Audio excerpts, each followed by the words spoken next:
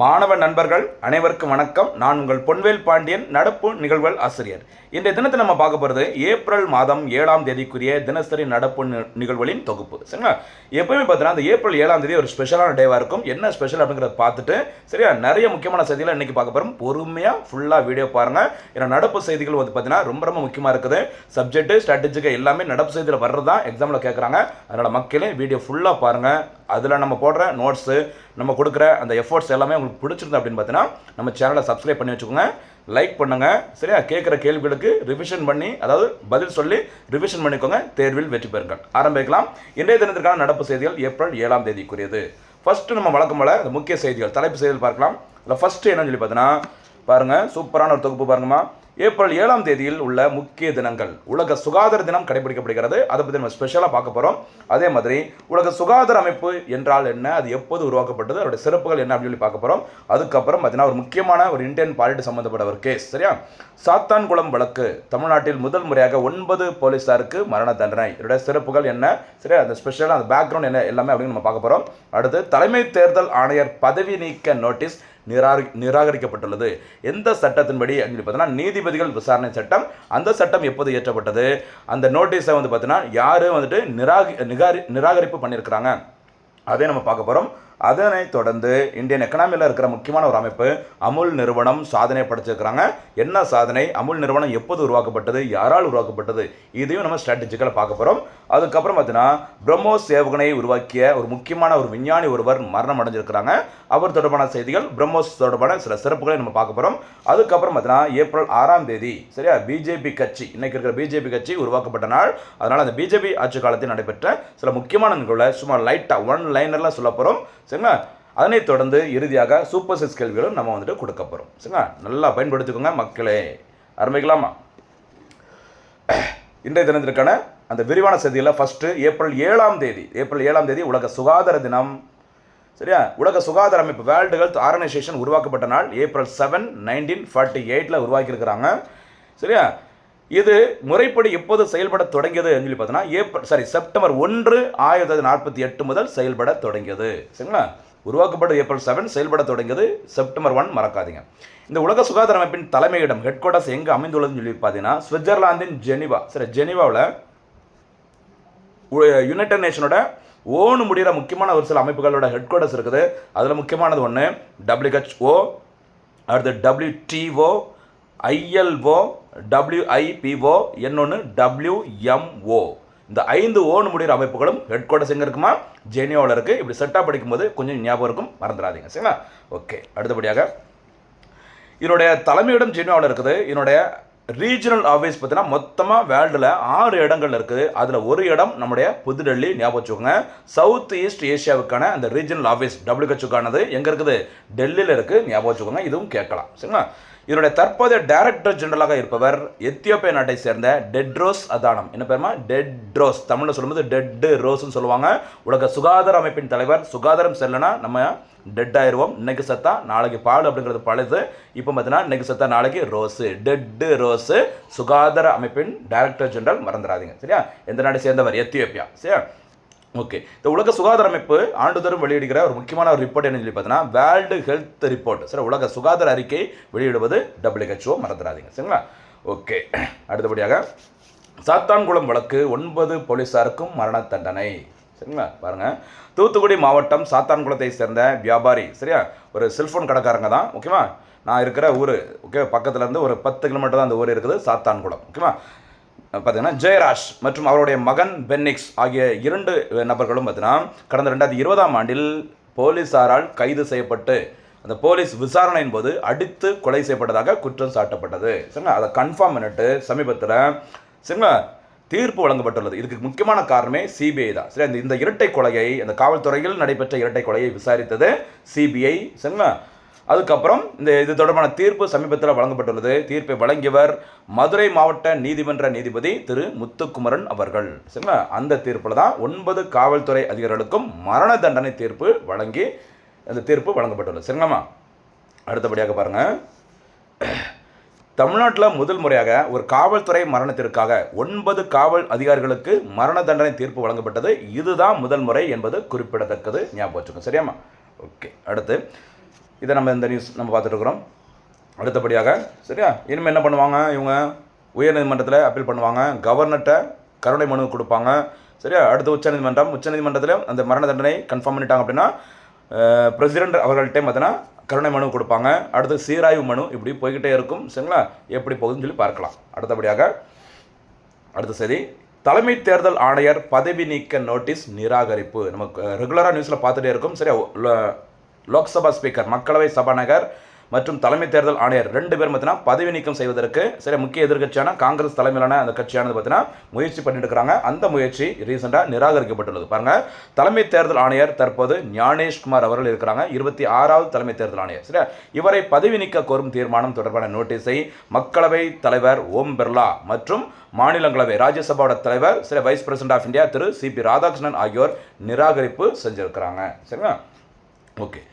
நீதிபதிகள் விசாரணை சட்டம் 168 கீழ் தனது அதிகாரத்தை பயன்படுத்தி பதவி நீக்க நோட்டீஸை ரத்து செய்வதாக அவைத் தலைவர்கள் அறிவிச்சிருக்கிறாங்க. சரிங்களா, மக்களவைத் தலைவர் ஓம் பிர்லா, மாநிலங்களவை தலைவர் CP ராதாகிருஷ்ணன் 2 பேருமே நீதிபதிகள் விசாரணை சட்டம் 168 கீழ் தான் தன்னுடைய அதிகாரத்தை பயன்படுத்தி அந்த நோட்டீஸை ரத்து பண்ணியிருக்கோம் அப்படிங்கிற மாதிரி சொல்லியிருக்கிறாங்க. சரிங்களா, அடுத்தபடியாக இன்னொரு முக்கியமான ஒரு பொருளாதாரம் தொடர்புடைய செய்தி பாருங்க, அமுல் நிறுவனம். சரியா, அமுல் அப்படின்னா சரியா பாருங்க, ரீசன் என்ன சாதனை சொல்லி பார்த்துட்டு அதோட பின்னணி என்னன்னு சொல்லி பார்க்கலாம்.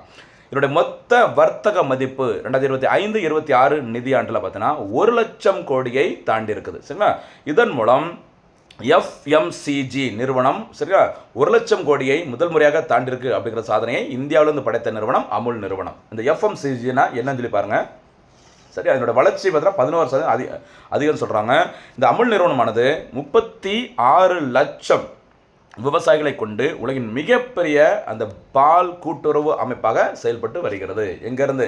குஜராத்தில் இருக்க ஆனந்த் அப்படிங்கிற பிளேஸ்லேருந்து. சரி, இப்போ பாருங்கள், இந்த FMCG அப்படின்னா ஃபாஸ்ட் மூவிங் கன்சூமர் குட்ஸ், வேகமாக நகரும் நுகர்வோர் பொருட்கள் அப்படிங்கிற கேட்டகரியில் தான் 2025-26 நிதியாண்டில் 1 லட்சம் கோடியை தாண்டிய முதல் இந்திய நிறுவனம் அப்படிங்கிற சாதனையை அமுல் படைச்சது. ஓகேவா? சரி பாருங்கள், அமுலோட ஃபுல் ஃபார்ம் பார்த்துக்கோங்க, தி ஆனந்த் மில்க் யூனியன் லிமிடெட். என்ன பேருமா? Anand milk union limited. Anand அப்படிங்கிற குஜராத்தில் இருக்க ஒரு இடத்தோட பேர். சரிங்களா, இது உருவாக்கப்பட்டது December 14, 1946. சரிங்களா, இதோட ஹெட் குவார்ட்டர்ஸ் எங்கன்னு சொல்லி பார்த்தீங்கன்னா குஜராத் மாநிலம் ஆனந்த் அப்படிங்கிற இடத்துல அமைந்துள்ளது. இதை உருவாக்கியவார் யாருன்னு சொல்லி பார்த்தீங்கன்னா பாருங்கள், அதாவது யார் இது வந்து ஓனர் அப்படின்னு சொல்லி பாருங்கள், the cooperative society Gujarat cooperative milk marketing federation, sir GCMMFன்னு சொல்லுவாங்க. இதான் இதை வந்துட்டு சரியா ஓனராக இருக்கிறாங்க. இதை உருவாக்குனது யாருன்னு சொல்லி பாருங்கள், திரு TK பட்டேல் அவர்கள் தான் இதை உருவாக்கியிருக்கிறாங்க 1946. யாருமா? TK பட்டேல் அவர்கள் தான் இதை உருவாக்கியிருக்கிறாங்க. இந்தியாவில் ஃபாதர் ஆஃப் ஒயிட் ரெவல்யூஷன், வெண்மை புரட்சியின் தந்தை என்று அழைக்கப்படுவர் யாருமா? வர்கீஸ் குரியன் அவர்கள். இந்த அமுல் நிறுவனம் ரொம்ப ரொம்ப டெவலப் ஆகிறதுக்கு முக்கியமான ஒரு பங்கு வகித்தவர் வர்கீஸ் குரியன் அவர்கள் மறக்காக. சரிங்களா, ஓகே. அதே மாதிரி இந்தியா தற்போது உலகின் மிகப்பெரிய பால் உற்பத்தியாளர் சரிங்களா என்ற ஒரு சாதனையை படைச்சிருக்காங்க, ஞாபகம் வச்சுக்கோங்க. சரிங்களாம்மா, அடுத்தபடியாக அது பால் மற்றும் அந்த பால் பயன்படுத்தி தயாரிக்கப்படுகிற பொருட்கள் உற்பத்தி ரெண்டுலையுமே வேர்ல்டு லெவலில் இந்தியா தான் டாப்பில் இருக்காங்க, மறக்காதீங்க.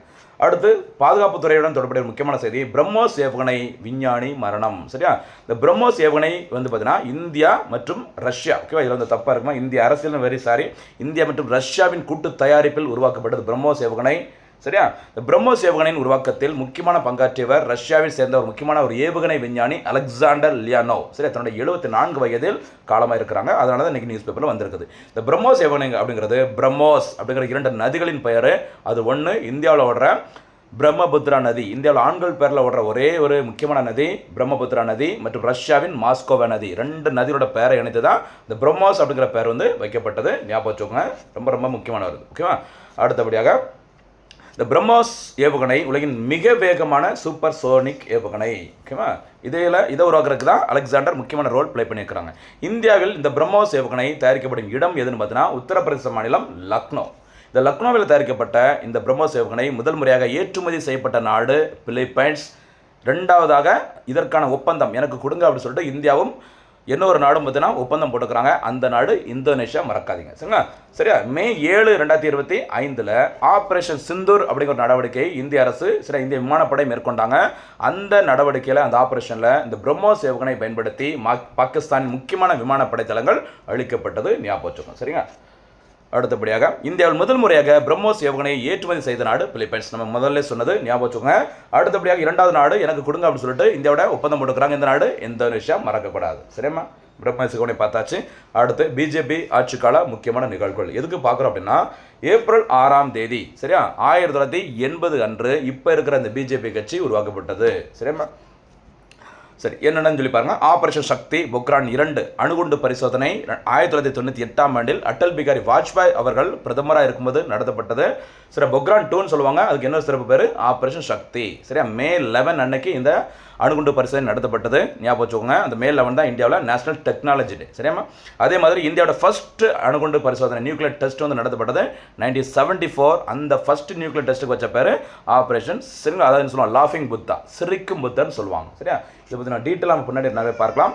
அடுத்து தங்க நாற்கர சாலை திட்டம். இந்தியாவின் முக்கியமான 4 முக்கிய நகரங்களை இணைக்கிற மாதிரி நார்த்து வெஸ்ட்டு, சரி நார்த்து சவுத்து ஈஸ்ட் வெஸ்ட் 4 பகுதிகளையும் முக்கியமான நகரங்களை இணைக்க வேண்டும். அதற்கு வாஜ்பாய் அவர்கள் பேரில் தொடங்கப்பட்ட திட்டம் தங்க நாற்கர சாலை திட்டம்.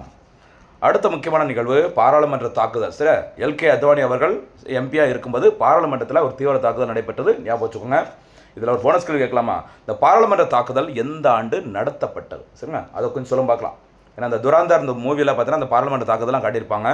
அடுத்து ஆப்ரேஷன் சர்ஜிக்கல் ஸ்ட்ரைக் 2016 சரி 2016 ஆப்ரேஷன் சர்ஜிக்கல் ஸ்ட்ரைக் வந்து நடத்தப்பட்டது. அதே மறந்துடாதீங்க. இந்த உரி தாக்குதலுக்கு பதிலடி கொடுக்குற மாதிரி இந்தியா மேற்கொண்ட பதிலடி தாக்குதலுக்கு வச்ச பேர் தான் ஆப்ரேஷன் சர்ஜிக்கல் ஸ்ட்ரைக், துல்லிய தாக்குதல் சொல்லுவாங்க. பாகிஸ்தானோட மெயின் லேண்டுக்குள்ளே போய் அடித்தாங்க தான். ஓகேவா, அடுத்து ஆப்ரேஷன் பந்தர். சரி, புல்வாமா தாக்குதல் நடைபெற்றது February 14, 2019. அந்த புல்வாமா தாக்குதலுக்கு இந்திய விமானப்படை மேற்கொண்ட அந்த கவுண்டர் அட்டாக்கு தான் வச்ச பேர் ஆப்ரேஷன் பந்தர். சரியாம்மா, அடுத்து ஆப்ரேஷன் சிந்தூர். அது ரொம்ப முக்கியமானது, உங்களுக்கு தெரிஞ்சிருக்கும். பகல்காமில் ஏப்ரல் 22, 2025 தீவிர தாக்குதல் சுற்றுலா பயணிகள் மீது நடத்தப்பட்டது. அதுக்கு இந்தியா பதிலடி தாக்குதல் கொடுத்தாங்க May 7, 2025. அதுக்கு வச்ச பேர் தான் ஆப்ரேஷன் சிந்தூர். ஓகேவா, அடுத்தபடியாக முத்தலாக் தடை சட்டம். சரியா, இந்த முஸ்லீம் பெண்களுக்கு பார்த்தீங்கன்னா ஓகேவா, அதாவது இந்த 3 முறை சொல்லுவாங்களா, தலாக் 3 முறை சொல்லுவாங்களா, அப்படி சொல்லி இனிமேல் விவாகரத்தை கொடுக்கக்கூடாது அப்படி சொல்லிட்டு இந்த சட்டம் இயற்றப்பட்டது 2019. இந்த ட்ரிபிள் தலாக்னு சொல்லுவாங்களா அது. அடுத்தபடியாக 2019 EWS சரியா, எக்கனாமிக்கலி வீக்கர் செக்ஷன், பொருளாதாரத்தில் நலிவடைந்த மக்களுக்கு 10% அரசின் வேலைவாய்ப்பில் பார்த்தீங்கன்னா அவங்களுக்கு இடஒதுக்கீடு வழங்கப்படும் அப்படின்னு அறிவிச்சிருந்தாங்க. எதுலமா 103வது இந்திய அரசியலமைப்பு சட்ட திருத்தத்தின்படி. சரி, 103 கான்ஸ்டிடியூஷனல் அமெண்ட்மெண்ட் ஆக்ட். ஓகேவா, அடுத்தபடியாக CAA சரி சிட்டிசன்ஷிப் அமெண்ட்மெண்ட் ஆக்ட் 2019 குடியுரிமை திருத்த சட்டம் 2019 கொண்டு வந்திருப்பாங்க.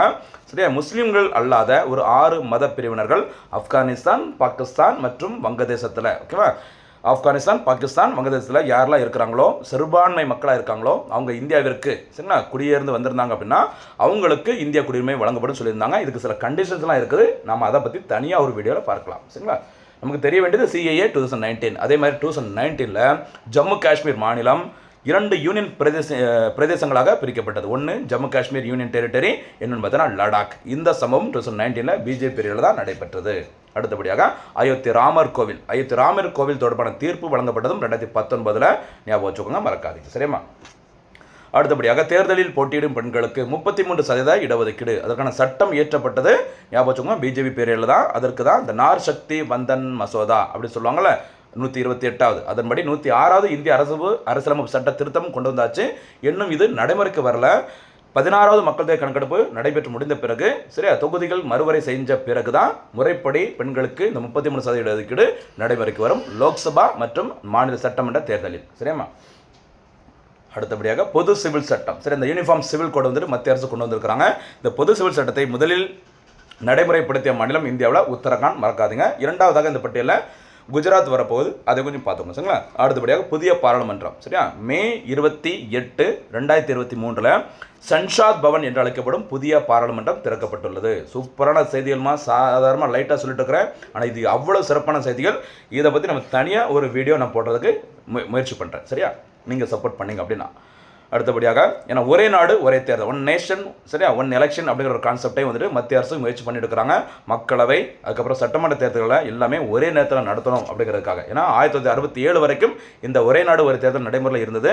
அதுக்கப்புறம் மறுபடியும் அதை கொண்டு வர்றதுக்கு மத்திய அரசு முயற்சி பண்ணுறாங்க பிஜேபி பீரியடில். சரியாம்மா, இன்றைய தெரிந்திருக்கான சூப்பர் செஸ் கேள்விகள். முதல் சூப்பர் செஸ் கேள்வி, உலக சுகாதார தினம் எப்போது கடைபிடிக்கப்படுகிறது? இரண்டாவது சூப்பர் சிக்ஸ் கேள்வி, உலக சுகாதார அமைப்பின் தற்போதைய டைரக்டர் ஜெனரல் யார்? மூன்றாவது சூப்பர் சிக்ஸ் கேள்வி, அமுல் நிறுவனம் எந்த ஆண்டு உருவாக்கப்பட்டது? அப்படியே முடிஞ்சால் அந்த அமுல் நிறுவனத்தை உருவாக்கியவர் யார் அப்படிங்கிறதையும் கரெக்டாக போனஸ் கேள்வியாக சொல்லும் பார்க்கலாம். அடுத்து பிரம்மோஸ் ஏவுகணை இந்தியா முதல் முறையாக எந்த நாட்டிற்கு ஏற்றுமதி செய்துள்ளது? நான்காவது சூப்பர் சிக்ஸ் கேள்வி. ஐந்தாவது சூப்பர் சிக்ஸ் கேள்வி, முத்தலாக் தடை சட்டம் எப்போது இயற்றப்பட்டது? ஆறாவது மற்றும் இறுதி சூப்பர் சிக்ஸ் கேள்வி, தங்க நாற்கர சாலை திட்டம் எப்போது தொடங்கப்பட்டது? சரிங்களா? சூப்பரான ஒரு கலெக்ஷனை டெய்லி கொடுத்துருக்குறோம், நல்லா பயன்படுத்திக்கோங்க, தேர்வில் வெற்றி பெறுங்கள். அதே மாதிரி நமக்கு ஹார்ட் ஒர்க் நிஜமாக பிடிச்சதுன்னா ஒரு லைக் பட்டனை ப்ரெஸ் பண்ணுறதுக்கு யோசிக்க வேண்டாம், சேனலை சப்ஸ்கிரைப் பண்ணி வச்சுக்கோங்க. நோட்டிஃபிகேஷன் உங்களுக்கு மெசேஜில் வர்றதுக்காக இந்த பெல் பட்டனை கிளிக் பண்ணிக்கோங்க. ஃப்ரீயாக இருக்கும்போது நம்ம நடப்பு செய்தியில் பார்த்துட்டு தேர்வில் வெற்றி பெறுங்கள். மீண்டும் சந்திக்கலாம். நன்றி, வணக்கம்.